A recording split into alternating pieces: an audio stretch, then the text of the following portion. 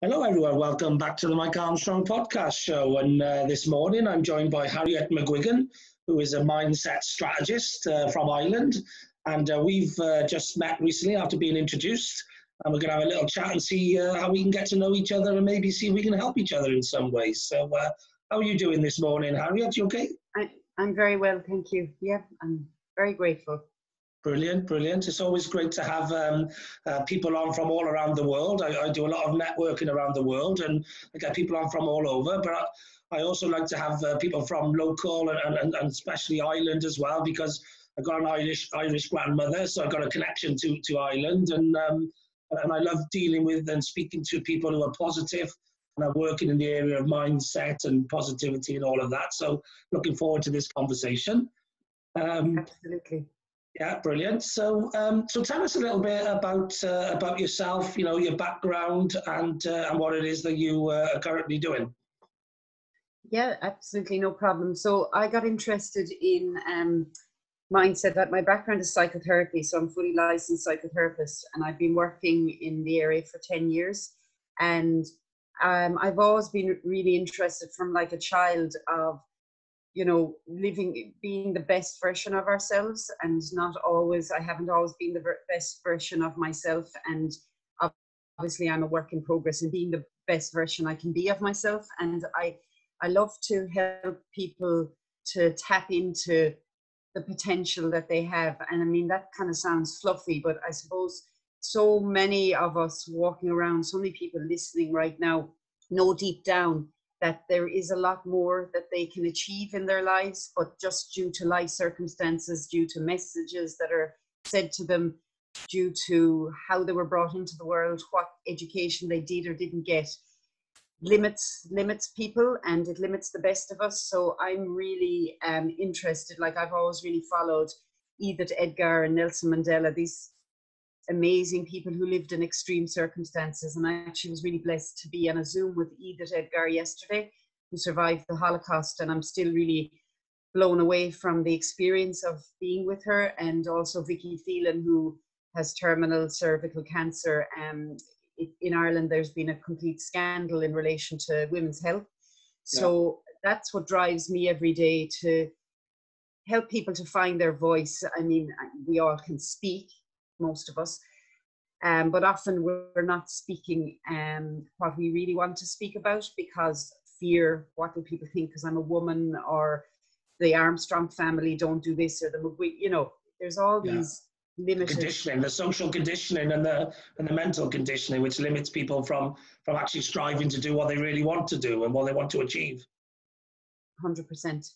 Yeah, definitely. So, it sounds like we're on a similar sort of mission, on a similar sort of path, because, you know, I started life out quite competitive, if you like. I did a lot of sports and stuff and was pretty good at a lot of them, to be fair, which gave me a winning mentality. And I don't like losing, and I don't like not achieving what you set out to achieve, etc. So I've been, you know, I would say fairly consistently successful most of my life. And that gives you the ability to dream bigger and want to achieve more. And so I'm trying to help other people to get to that point as well, because some people maybe who didn't start off life that way, they need to learn later on in life that actually whatever they dream of or whatever they think about can actually come true if they actually set their mind to it, and they actually start doing massive actions in that direction. So it sounds like, you know, we're doing a similar sort of thing, really. So tell us a little bit about obviously switching from, you know, having the mindset yourself to want to help, you know, achieve what you wanted to achieve, but then switching that around into a sort of more coaching and teaching capacity. Yeah.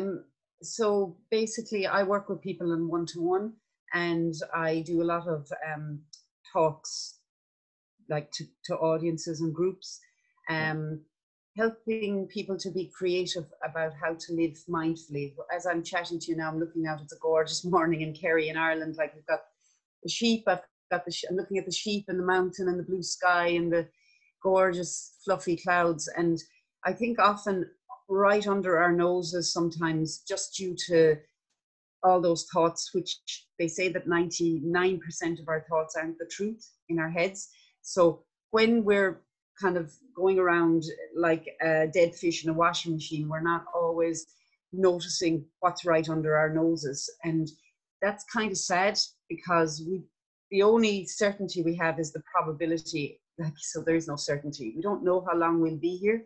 And, you know, no matter what age we are, I think it's to get people to really think, you know, if this was my last day here, how would I live my day? You know, and unfortunately, sometimes we have to come up against adversity to really wake up to that. And I had to do that by getting, you know, getting a chronic illness in 2019, in June 2019. And, you know, it was really my rock bottom in terms of like, going, what am I doing here? Because I had really struggled with self-acceptance, a lot of self-hatred, a lot of still really holding on to all those limited beliefs. And I know there's so many women and men that are really caught up in that cycle of living with narcissistic abuse, or being love bombed, or, you know, just not living in a free way themselves, to just be themselves. Not like, you know, you see kids, they go starfish, they go to the beach and they do a starfish, or, you know, when it's snowing, people just do an angel, a snow angel. But in terms of the metaphor of that, Mike, so many people aren't living in the starfish position of their lives. So they're kind of basing it on what their husband wants or what their ex wants. You know, everything is about, it's a limited way that they can, they put themselves into a tiny pocket, you know. And I was thinking this morning, actually, years ago when I wasn't in a good place, it sounds awful, but I used to wish that I would get cancer. How could you imagine that I would wish that? It's crazy, but that's how crazy I was in my head. And I'm saying it kindly. And I used to wish it because I thought, maybe then people will feel sorry for me, and maybe I'll feel more sorry for myself. But the thing is, even if we get sick, we can still be vicious towards ourselves. So I'm a work in progress in being kinder. The blessing of what's happened for me is that it definitely has sobered me up to, you know, taking one day at a time, being grateful, getting more support, and just really pushing myself to share this message, like Vicky Phelan and Edith Edgar were yesterday when I was on the Zoom call. Yeah. Oh, brilliant. Yeah. And it's interesting you said about, you know, your rock bottom, if you like. I myself, I went on a rapid trajectory most of my life, you know, up like that, you know, achieving more success, all that sort of stuff. And then in the last global recession, the credit crunch, I got sort of a bit chewed up and spat out financially with that because of some choices that were made, you know, and I ended up in a divorce and all that sort of thing. And that was the only thing really in my life that ever, you know, I seen as being a failure or something that really went bad. And, you know, to this day, you know, this is like 9 years ago now, whatever, it was in 2012, I split up with my ex-wife, you know, probably 4 years of pain after the global credit crunch in 2008, you know, seeing us get divorced in 2012. And I think in a way that was meant to be, I think, because as you said, sometimes you've got to hit rock bottom in order to get the grit that you need in you to actually go on and achieve something big in life. You know, it gives you that perspective. And, you know, once you know you've been somewhere you don't want to be again, it keeps you pushing forward, you know, to get further and further away. So I think that, you know, in my opinion, most of the successful people that I've seen and I've known in life, they built forward from a really low point in their life, whether it be, you know, in childhood, in teenage years, or in early adulthood. At some point, someone has something that they've had enough of, or that, you know, makes them, sort of shakes them really, makes them wake up and realize that there's only one life. There's only one way that they can enjoy their life, and that's by doing what it is they love, what they want. And it gets them onto a different path, you know, to focus for the rest of their life often on whatever it is that they want to do, or their reason for being, their why, you know, all that sort of thing. And I think I definitely discovered my why, you know, the why I do things and what I want to do in the long term. I discovered during coronavirus, I would say. And that was after reflecting on the global recession and realizing that this is another situation like that. And I want to make sure that I don't get caught up in it like I did the last time. But also I use the wisdom and the knowledge and the experience try and help other people to avoid them getting caught up in it, because, you know, experience teaches you ways of thinking and doing and navigating that maybe unexperienced people don't know. And so people do get caught up in these sort of situations, etc. So that's what I'm doing. And obviously the pandemic is a time at the moment where a lot of people need help and support and that sort of thing. What sort of things, you know, have maybe you thought about and reflected on, and maybe have changed in your business since the pandemic has come along for yourself, you know? Yeah, and just even before I answer that, you know, you were talking about being motivated to really do what you're meant to do because of the financial crisis that you got into, and learning from what happened that, and then your divorce. And like, for me, it's wanting people to know that it doesn't have to be as hard, you know, life doesn't have to be as hard. Realizing that, you know, it's like what Edgar says, she was in the Holocaust, but after she got released from the Holocaust and after she got her freedom, she was still stuck in the Holocaust in her brain, you know, because of the post-traumatic stress of what she lived through. And sometimes we create our own prisons in our minds, you know, so the divorce happens, the financial crash happens. But I just want people that are listening to really, if it punches them in the gut, there's a reason it's punching you in the gut, what I'm saying, that we, you know, we hold on to being victims. It's very common. I mean, we all do it. It's like we want wishing and praying that I would get cancer, like in that victim, helpless kind of powerless place. And in terms of being victims, it's such a crap place to be, because we never have control of our own lives. We're always at the mercy of other people. It's really a child mode place, but you know, it's just such a common thing that we go into that victim place. So it's moving from that victim place to getting the support, having someone hold your hand and walk you through and get you to the place that, like, you know, people give me feedback sometimes. Yeah, of course it's shaky taking responsibility for our lives. However, the benefit and the gold of it is that we get to be the CEO of our own life. So I help people to be whatever that means to them, in terms of some people, it's literally like, I decide when I have dinner. You know, some people are so dominant. We all come from such different circumstances. And like, my business has gone global much more since COVID. And you're asking me, how have I learned from COVID? And I was working internationally before COVID, but very much based on, I wasn't pushing myself out there. Just clients were linking in with me that I'd met in Ireland and wanted to continue working with me, and they were living internationally. But I now, because of obviously, I think a lot of people, Zoom, we're doing a lot of work on Zoom, realizing that actually when you connect with someone, you don't have to physically be in the room with them. Obviously, we miss that, and we can't ever say that meeting someone virtually is as good. However, in terms of, if we need to get stuff done, we'll get it done on Zoom, or we'll get it done physically sitting with the person in the room. And if the person is the right fit for you and you're ready to go, and it's like, you know, you talked about rugby and you talk about someone who's an athlete. If someone's determined, whatever way they need to get that support, they'll take it. So we do find millions of excuses. Again, that's human. That's that part of us that wants to go back into the baby mode, be swaddled, someone else do it for me. But we all know how we never regret when we actually achieve something for ourselves. So, you know, people say to me now that they have a new voice in their head. They're like, you know, they're like, hear Harriet saying, you never regret going out for a walk. You never, you know, all these things that we put off. We never come back from a walk going, I wish I hadn't gone on that walk. We always come back going, thank God I allowed myself to go on that walk. I really needed that.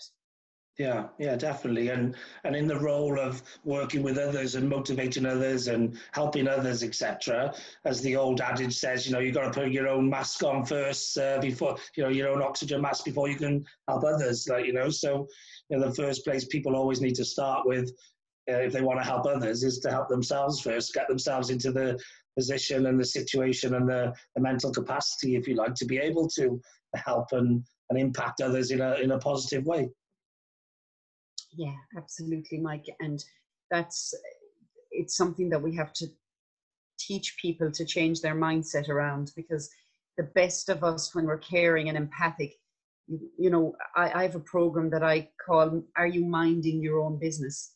And literally, in terms of entrepreneurs, in terms of mothers, in terms of, you know, often we're not minding our own business because we're just have so much anxiety to just be with our own business that we're doing a lot of meddling outside of our own business. And that pisses people off often. You know, it doesn't get us the results we want. So like what you said about the oxygen mask is, in terms of running our own business, are we, you know, keeping track of everything that's going to keep us successful and grounded financially, you know, with our virtual assistant, all the different work that we need to do in our business. And then in terms of being mothers, it's like, you know, our fathers, it's, we can see anxiety or we can see struggles with kids, but we have to come back to grounding ourselves first. It's much easier for a child to listen than when we're in that kind of stressed mode trying to fix something. Yeah, definitely. And if obviously, I guess you like the personal development world. You know, being in the mindset space is a pop. You know, a lot of people do like that personal development world, and it's something I discovered since my divorce and, you know, since my low point, etc. And personal development has been a big thing for me to help, you know, sort of get my mindset right again, get back on the horse, if you like, of success and achievement and all that sort of thing, because I plateaued for a while, and, you know, like a lot of people do in life, they plateau and sometimes they never get back on the horse. But I've done it, and it's possible you can come back from any dark place, whatever it may be, at whatever level you see it as, whether it be the bottom of the world or just somewhere that is below your normal standards for a while. You can still get back where you want to and way beyond it. And a lot of that comes from listening to and learning from other people who've been there, done it, got the t-shirt and all of that, which leads me on to, I don't know if I've spoken to you about that or not, but I work at a company called Intrabiz, which is Wales's sort of largest business network. They're now global because of the online, the pandemic, etc. And we're doing a global summit Wednesday to Friday this week with over 30 sort of top speakers from around the world. So it would definitely be something you'd probably want to check into, because there's people like Sharon Lecter from Rich Dad Poor Dad, which gives great financial advice. Like people like Les Brown, motivational advice. Brian Tracy, you know, practical sort of psychology and sales and marketing advice. And also people like Dr. John DeMartini from a, you know, sort of psychology, physiology point of view. I love Dr. John DeMartini. What he teaches you is, you know, if you're doing the right thing in life, then you should never really need motivation, because if you're actually on course to achieve or to try and achieve your life mission and your life dreams, your life goals, if you like, if you're on a path to achieve that, then you'll wake up every day motivated to do the things you need to do, which are putting you a little bit further towards your big goal. And that's what I do every day. So I think, you know, to me, I found my voice during lockdown as well. So I've always been very vocal. I wasn't necessarily always chasing my big goal and having my solid why, you know, why I'm doing things. And since finding that, I found it's a lot easier to be vocal and to put your message out there to, you know, in any form of, you know, platform, whether it be, you know, social media or LinkedIn or podcasting or, you know, YouTubing, TikToking, all the different tools available to people. You know, I think it's a lot easier to use those tools when you're clear on the message you're putting out there and what it is you're trying to achieve. And I think that's why so many people, I'm a sales and marketing specialist, if you like. I've been doing it for 32 years. And a lot of people aren't very confident on certain platforms, or they don't want to put their message out there and that. And I think a lot of the time it's because they haven't quite crystallized what it is that they want to do and why they want to do it. And I think once they get that in their head and they crystallize that, they're much better then at being able to do the activity to achieve, you know, the things they're trying to achieve. So that's sort of my thought process on that. What's your thought process on that sort of thing? Yeah, 100%. I agree with you 100% that like what you said about that guy who's going to be coming onto your summit, when we're motivated to do what we're doing, it doesn't feel like hard work because we're just in the flow of our lives. So of course, when we want to move on in a personal development sense as a mother, or move our business on, if we know our why, then we will put all the work in. We will take the hours to get the support to design our logo or do all these follow up with leads. All of that we'll keep going to do because it's the why is so big. The why of, if your business is in personal development like mine is, you know, of the more I put the work in, the more people I'll reach. So I'm going to do the admin work.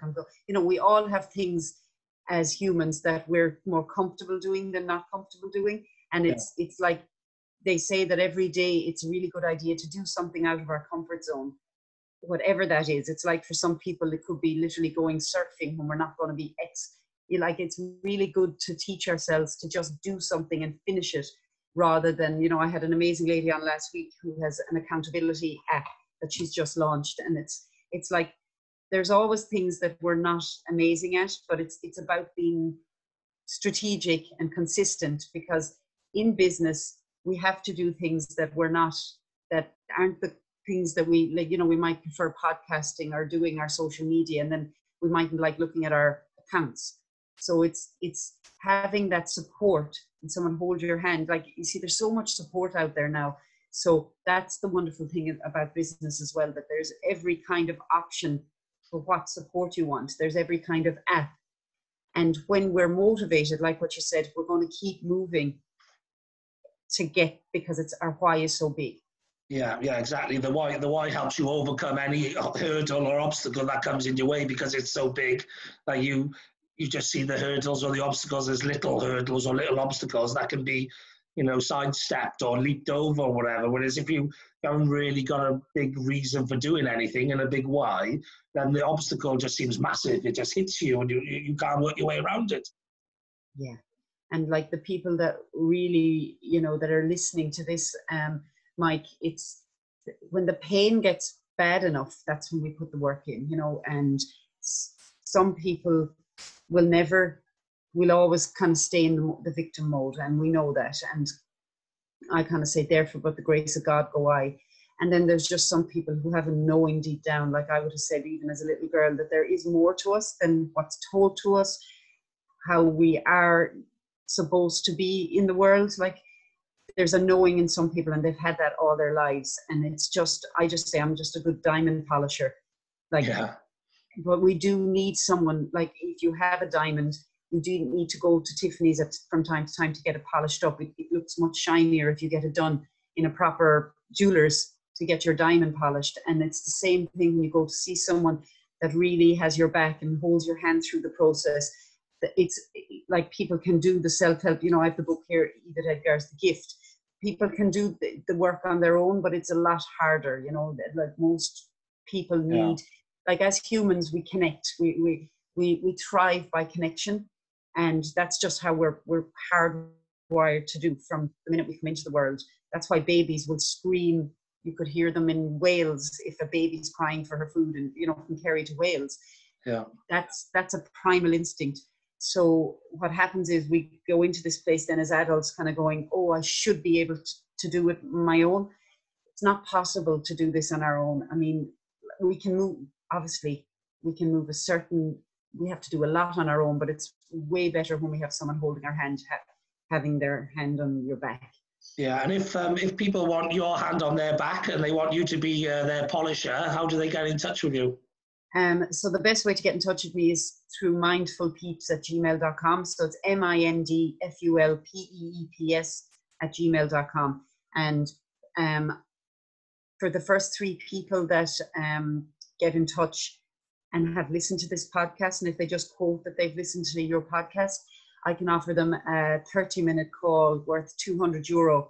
And it's going to be a call from moving them from fear to abundance. So walking them through where they are now, like fear being false evidence appearing real, to creating strategies together so that they can get going and get back to living their best life and having that capacity to be in the fullness of their life rather than in that victim kind of collapsed place waiting for everyone to decide what they're going to do. And, if people don't get in touch, you just keep kicking the can down the road. Yeah. I often say to people, 10 years time, I'll sit with you. It'll be the same story. You'll just be a bit more wrinkled and hopefully you'll still be alive. You know, You've got to take action. Yeah. So if people are frustrated enough and excited enough about themselves, you know, I would be delighted to get them even more excited, so that, like what we talked about, the motivation isn't as hard then if you're really sure of your why. Yeah, and what's the name of your Facebook group as well? Because I know I'm going to be going into that soon as well. But just for the audience and the listeners, so how my do they page is, thank you, it's Harriet McGuigan Mindset. I'm on Instagram, Facebook, LinkedIn. It's Harriet McGuigan, HARIET MCGUIGAN Mindset, and you can put the links up when you're posting this anyway. And I'm looking forward to having you on now in a minute, and we'll talk about your summit that's coming up. Yeah, brilliant. And just one more thing I wanted to ask you, because it's in the top of my mind. Barry McGuigan, I know from Ireland. You're not related in any way, are you? No, there's a lot of McGuigans in the north. My husband, this is my married name, and it's a very common name. It's taken from Oma, but no, not related to Barry. But we do get asked that a lot. I would have thought so, because obviously strong mindset would be something that comes from somebody like a Barry McGuigan. So absolutely. But brilliant. I'm conscious of the time, so I know I'm going to be coming onto your platform now as well. So it's been great to have you on, and lovely to talk a bit about what you do. And I'm sure in the future we can get you back on and maybe do a bit of a deep dive more on some of your mindset strategies. So thanks very much for coming on. Love that. Thanks, Mike. All right. Thank all you the so best. much. Bye-bye. Bye-bye. Bye. Right, there's nothing else for me to say now other than have a great day. I know I will. And thanks very much for listening. Cheers. Bye-bye.